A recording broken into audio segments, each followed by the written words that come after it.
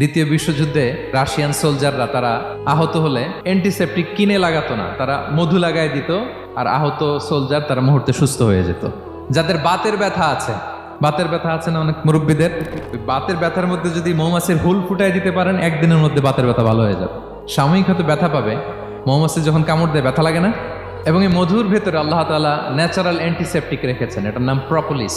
মুখতালিফুন আলওয়ানু, বিভিন্ন ধরনের ক্রিম হানি, হোয়াইট হানি, ইয়েলো হানি, ব্ল্যাক হানি, নানা ধরনের হানি আল্লাহ তাআলা এইভাবে প্রিজার্ভ করেছেন মৌমাছির মধ্য দিয়ে। আল্লাহ বলেন এই যে এতগুলো মৌমাছি পুষ্প রস এনে মৌচাকের মধ্যে রসগুলো রাখে, মধু তৈরি হয়, আল্লাহ বলেন ইন্না ফি যালিকা লাআয়াতান লিকওমি ইয়াতাফাক্কারুন, নিশ্চয় এর মধ্যে আল্লাহ তাআলা চিন্তাশীলদের জন্য নিদর্শন রেখেছেন। যারা চিন্তা করে, তারা হাতের তালুতে শুধু জিহ্বা দিয়ে চেটে চেটে খায় না, তারা ভাবে কোত্থেকে আসলো এই মধু, কিভাবে মৌমাছিগুলো যায়, কিভাবে ফিরে আসে। তাহলে বলেন তো আমাদের চিন্তাশীলতার দরকার আছে না নাই?